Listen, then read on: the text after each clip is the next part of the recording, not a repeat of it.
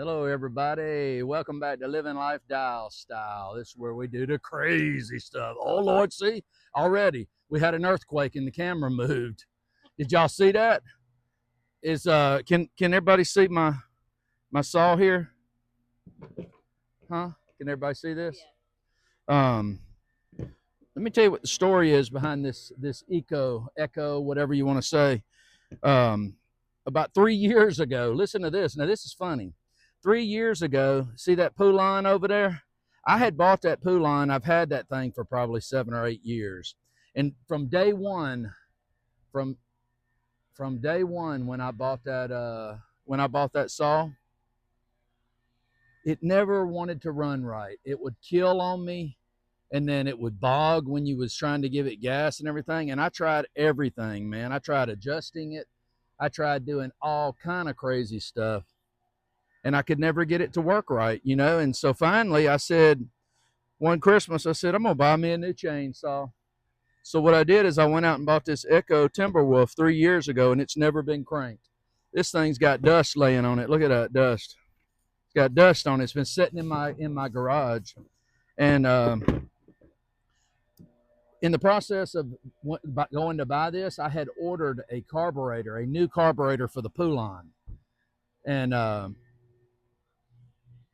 by the time I bought this and got this home, I had gotten the carburetor in for the pool line. So I said, well, I'm gonna go ahead and at least put a new carburetor on it. I bought it and just see what it does and see how it works. Well, I put the carburetor on the pool line, and and that thing has ran great since then. So because it was running good, I just said I'm not gonna mess with this Echo. And but I'm gonna we come over here to the land today, and I'm gonna cut down some decent sized trees, and I want to go on and try this Timberwolf out and see how it is. And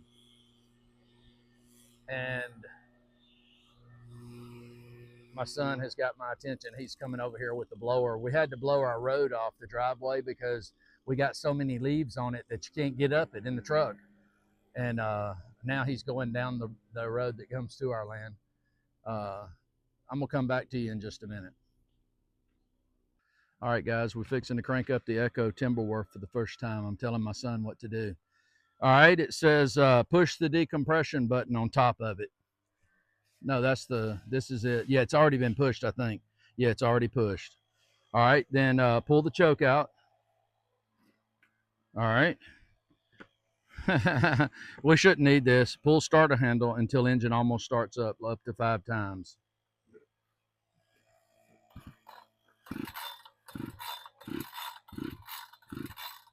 Set it down on the ground. Set it down on the ground right here. Right here. Set it down right there. All right. Put your foot on it right here. Here, hold this. Hold this. Oh, decompression. There it goes.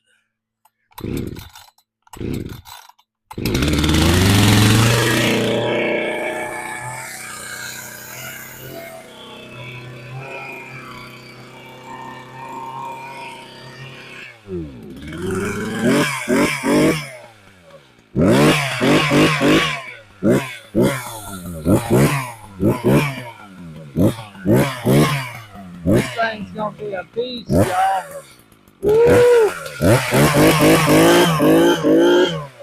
How many trees can I cut down?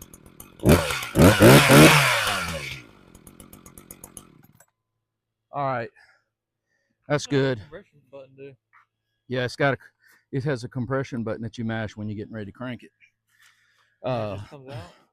Talk to y'all for a minute. Let me show y'all something. We actually got the girl doing something. Watch this. Let me see. Hold on. Look up there. Hang on. Where's she at? She hiding behind a tree now. Oh, you see her? See her coming out? Look at her. She's blowing leaves, y'all. Oh my goodness. Let me turn this back around here. All right, I'm gonna talk to y'all for just a minute. I don't want to give you too much talking because you probably don't like it when I talk. But anyway,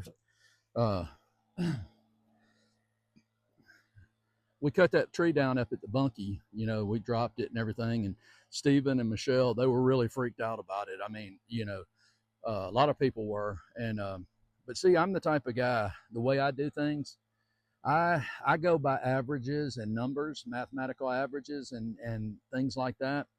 You know, I looked at it like there was a 50-50 chance it could go to the, it could hit the power line. There was a 50-50 chance it could fall on the bunkie, or there was at least a 50-50 chance it was going to fall down where I wanted it to. Now, I don't consider myself a lumberjack or even an expert woodsman as far as cutting trees, but I've cut down a bunch of trees. And I know generally if you see which way a tree's leaning, you can generally control that by a wedge cut, and as long as you don't cut the hinge into. Um, so that's what I'm talking about averages. Now, like warranties and stuff like that, I don't go with warranties. I don't do any kind of warranty because I can fix things. You know, that's me. I can fix things. Most people do not use a warranty. And then if you do use a warranty, it's generally going to cost you a lot of headache because you're not going to get it right away. You know, it's going to take a long time to get it fixed, da da da da. I generally, if I buy something and something breaks on it, I'll just go ahead and fix it myself. You know what I'm saying? I mean, that's just the way I look at it. Just to give you an idea of what I'm talking about, like I've got a house that's paid for, and we have homeowners insurance on it, replacement insurance, and that's, my wife is very comfortable with that. Me personally, we've had it on the house for 25 years now, and nothing's ever happened to the house. Now, when I talk about doing math and averages, I start looking at that and all the money that I've spent on homeowners insurance, and in my mind, I want to take it off. I want to cancel it. Bye-bye. Because the way I look at it is, even if I was in a wheelchair, I could manage somebody. Well, if I was in a wheelchair, it might be pretty bad. let's say that. Hopefully I won't be in a wheelchair, but if something happens and I'm still able-bodied, man, I'm gonna rebuild me a tiny house or something. I'll build me a small house. You know what I'm saying? I mean, I can go buy a shed, the biggest shed they've got for $20,000. You know what I'm saying? And not the end of the world. You know, obviously it would be better to have it paid for, but what are the averages that something's going to happen? It's been 25 years and nothing's happened, so I guess I'm close to something happening. Now, you may look at that and probably, sometimes I feel like it too, and think that I'm stupid, and I could be. But I will tell you this, though, every time a big storm comes up, I do think to myself, man, what if I didn't have that homeowner's insurance? But anyway, that's what I do, man. I just go with the averages, you know, and 9 times out of 10, it works out for me. I'm not telling you to do that because it may not work out for you. You do what you want to do on your own. I'm going to do what I do, and that's the way it is. But anyway, let me show you something what we did here. Well, you know, we've been working on this road here, and I've been trying to cut this road, and what's happening is the top of this road I need to cut down more because I'm trying to cut down on the elevation right now. Right now, with the leaves gone, we can barely drive up that road in 2-wheel drive. And I don't want to have a 4-wheel drive just to get up on the property. So in order to get it a little lower, I can build up a little down on the bottom side over here, but I still need to cut the top down some. But my problem is I've got these humongous freaking rocks. And I mean, when I say rocks, I'm talking about boulders. If you watched any of the other videos where I was moving one of those big boulders with the John Deere, you know what I'm talking about. So what I've decided to do is I was going to rent a demolition hammer, a breaker. And, but I mean, shoot, it's going to cost me $100 or a little over $100 for 4 hours just to use it. And I really think I'm going to need one for longer than 4 hours. So, you know, I scan Marketplace and stuff like that. And I come across a breaker hammer on Marketplace. Let me show it to you. Let me come over here and show it to you. This thing's pretty crazy, man. Now it's an older Bauer. Look at that freaking thing, y'all. Oh my goodness. It's an older Bauer, man. I paid $175 for that boog. It's $500 if you buy it at Harbor Freight. But $175, $75 more than I was going to rent one, which I think I would have had to pay more anyway because I don't think I was going to get it done. But that's what we're going to do a little bit. We're going to experiment with this after we cut a few trees down. And we're not going to haul the trees off today, but we're going to try to cut them down and get them cut up so we can bring the dump trailer and the John Deere and we'll take them to the house. So I'll have some firewood next year or two.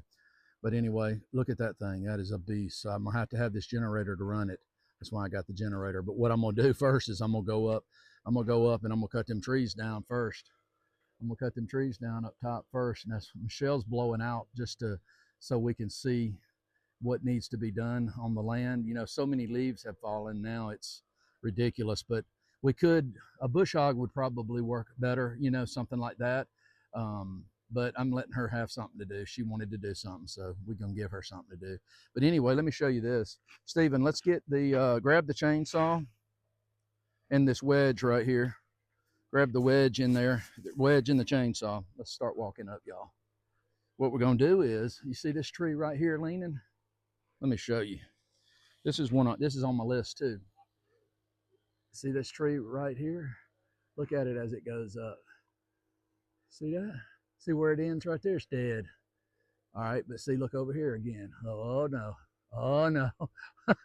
But it's leaning pretty good. You see the way it's leaning? It's leaning where it's gonna fall right across the driveway right there if I do a good wedge cut on it. So I'm gonna do this one last because I wanna get the truck up in there first, just in case something happens